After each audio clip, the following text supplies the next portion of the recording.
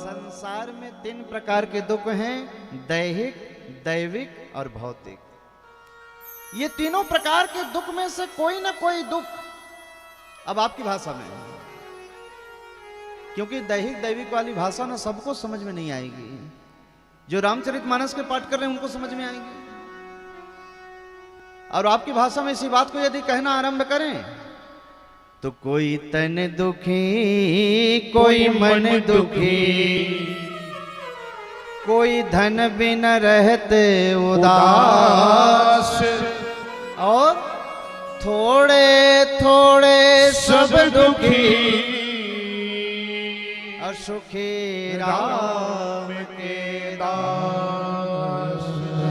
किसी किसी को तन का दुख है, तन का। किसी ने कहा गुरुजी तन का दुख कैसा होता है? हमने कहा तन का दुख यदि देखना है कथा की सुनाऊं कि प्रैक्टिकल दिखाऊं? कहा गुरुजी कथा तो रोज सुन रहे हैं, प्रैक्टिकल दिखा देते। हमने कहा सुनिए, जैसे कल से हम यहाँ आए हैं कथा गाने को, ऐसी ही संध्या बेला जैसे कल पहुंचे वैसे ही हम महाराज एक शहर में पहुंचे थे कथा गाने को, हमारी पूरी टीम। अब दूरी थी तो एक साथ सब पहुंचे। संध्या की बेला आयोजक परिवार ने कहा महाराज जी भोजन कर लेते, इतनी दूर से चल के आए, भोजन का समय हो रहा है। हमने कहा अच्छी बात है, लगवाइए। भोजन की थाली सज करके आई तो महाराज देख करके मन तो एकदम गदगद हो गया।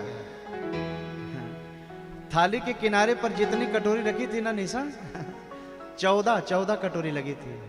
बताइए 14 प्रकार की सामग्री रखी होगी उसमें। मन देखा तो गदगद हो गया, वाह यहाँ आए कितना सुंदर भोजन मिल रहा है। अब जिसने बुलाया था कथा कराने के लिए महाराज वो भी बैठे बगल में। हमने कहा बाबूजी आप भी थोड़ा पा लेते साथ में तो हमें अच्छी लगती।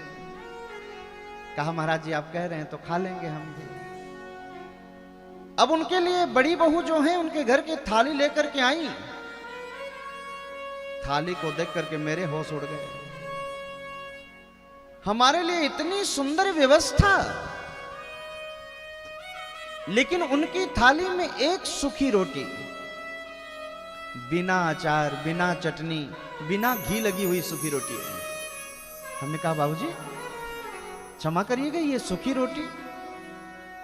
बोले महाराज संपत्ति तो अनंत है, पैसे की कोई कमी नहीं है घर में, लेकिन महाराज मैं इसे खा नहीं सकता। बोले क्यों?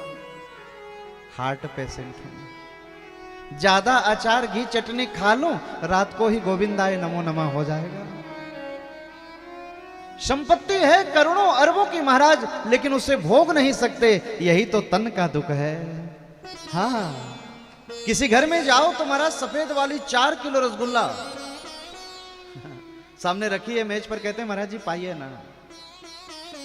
अब मान लो शरीर में शुगर है, खा के मरोगे उसे? मन तो कर रहा है खाएं, लेकिन मरना है। ये तन का दुख है।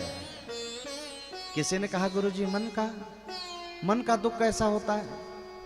बोले मन का दुख तो ऐसा है प्यारे, जैसा जगत में आप और हम सोच रहे हैं वैसा नहीं हो रहा है।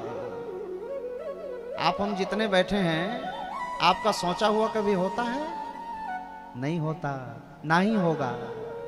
क्यों? बोले नर सोचत नहीं होते हैं तो किसका होता महाराज? प्रभु सोचत तत्काल, बलि चाहत बैकुंठ को, प्रभु पहुंचा दिए पता। मनुष्य का सोचा हुआ जगत में नहीं हो रहा मेरे प्यारे, सोचा हुआ सिर्फ मेरे परमात्मा का होता है। लेकिन एक चीज ये ज्ञान देती है हमें। सभी से मेरा निवेदन है सावधान होकर के लिख करके ले जाइए। जिस दिन आपके मन का नहीं हो रहा है मत घबराइए। रायगढ़ की जो सबसे महंगी होटल है वहां जाइए और सबसे महंगी मिठाई लेकर के आ जाइए, और आस पड़ोस में जितने मिल जाएं बाबूजी उसको सबको बांट दीजिए। किसी ने कहा गुरुजी एक तो हमारे मन का नहीं हो रहा है, आप कह रहे हैं लड्डू बांटिए। अरे भैया हमारे मन का नहीं हो रहा है तो मेरे कन्हैया के मन का तो हो रहा है ना, क्योंकि ये जो सोचा है जगत में वही होगा प्यारे, हमारा सोचा हुआ कभी नहीं होगा। ये मन का दुख है। हाँ हाँ, क्योंकि ये जैसा जैसा चाहता है हम लोग करते चले जाते हैं, हमारा सोचा हुआ कभी हुआ है? हाँ? हम तो इसके हाथों की केवल कठपुतली हैं। हम तो माने तो हम इनके हाथों की मुरली हैं। ये जिस तान से बजाना चाहें बजना पड़ेगा, और जिस इशारे से नचवाना चाहें नाचना भी पड़ेगा। हाँ? ये दुनिया केवल कठपुतली है भगवान के हाथों। किसी ने कहा, आपने कहा धन का दुख, धन का दुख कैसा है? बोले गरीब आदमी के पास जाके बैठिए, पूछिए थोड़ा, आपके जीवन में सुख है? वो बेचारा यही कहेगा, महाराज वो धनवान लोग बड़े सुखी हैं महाराज। आज ही मैं वहां रुका था, एक व्यक्ति से मेरी मुलाकात हुई, आज ही की बात है। मैं पूछ रहा हूँ सुखी हो? बोले महाराज दिन रात झाड़ू लगाते लगाते बीत रही, काहे की सुख है? हमसे बड़े ऊपर जो अधिकारी हैं वो सुखी हैं महाराज। हमने कहा मत पूछिए, वो भी दुखी हैं, कोई संसार में सुखी नहीं है। अरे दीन कहे धनवान सुखी, धनवान कहे सुख राजा को भाई, राजा कहे महाराज सुखी,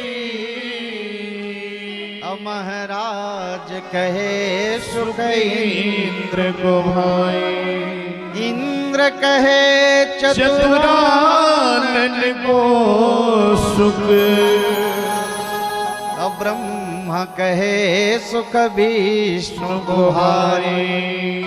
अरे तुलसी दास विचार कहे, हरि भजन बिना सब जीव दुखारी।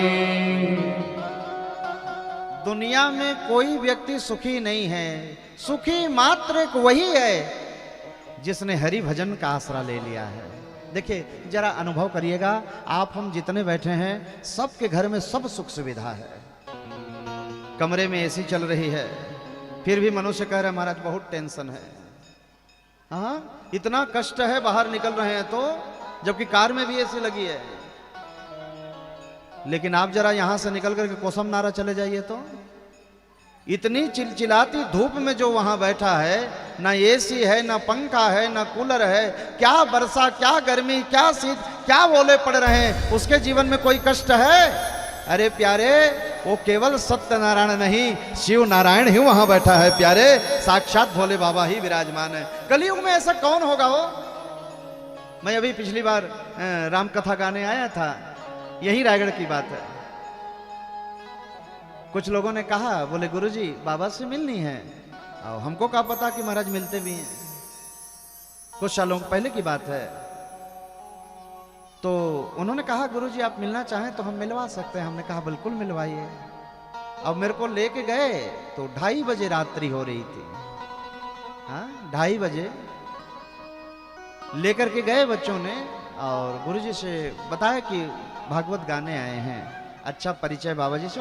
मैंने एक प्रश्न लिख करके दिया, तो उन्होंने मुझे कहा कि अगली बार जब आपकी हमारी मुलाकात होगी, इन प्रश्नों का जवाब आपको ऑटोमेटिक मिल जाएगा। और देखिए भगवान की ऐसी कृपा कि दूसरी साल फिर कथा गाने आई यहाँ रायगढ़ में। मैंने कहा ना 19वीं बार गा रहा हूं, तो कई बार आने का मौका मिला, 19 बार तो गा ही लिया यहाँ। और 2 कथा रायगढ़ में और तय हो चुकी है ना, मतलब 21 भी मेरी पूरी हो जाएगी। हाँ, 21 भी पूरी होगी मेरी। अभी तो मैंने ही रोक दिया है कि महाराज जी थोड़ी कथा की भीड़ है, थोड़ा समय जाने दीजिए फिर गाएंगे। तो दूसरी बार जब मेरी मुलाकात हुई बाबा जी से, मुझे कहना नहीं पड़ा महाराज, जो प्रश्न करके मैंने छोड़ा था उसका सारा जवाब संकेत के माध्यम से वो मुझे कर दिए। उस दिन पता चला कि ये साधारण नहीं है, ये साधारण नहीं है। जिसके जीवन में भगवान नाम समा चुका है वास्तविक में वो सुखी है। जिसके जीवन में भजन आरंभ हो चुका है वो सुखी है। हम और आप इतनी सुख सुविधाओं के बाद में भी दुखी हो रहे ना, इसका मात्र एक कारण है भगवान नाम से दूरी, भगवान नाम की दूरी। अगर चाहते हैं कि जीवन में सुख मिले तो कुछ नहीं करना है, भगवान नाम जपना आरंभ कर दीजिए। हमारे परम आदरणीय प्रातः स्मरणीय केली कुंज वाले बाबा प्रेमानंद जी अक्सर यही कहा करते हैं, बेटा वेद मंत्र नहीं आता कोई बात नहीं, पूजा का साधन नहीं आता कोई बात नहीं, केवल भगवान का नाम जप करो, राधा रानी मिल जाएंगी और उनकी कृपा से सब प्राप्त हो जाएगा। मैं तो उनका रोज सुना करता हूं, आप लोग भी मैं कहता हूं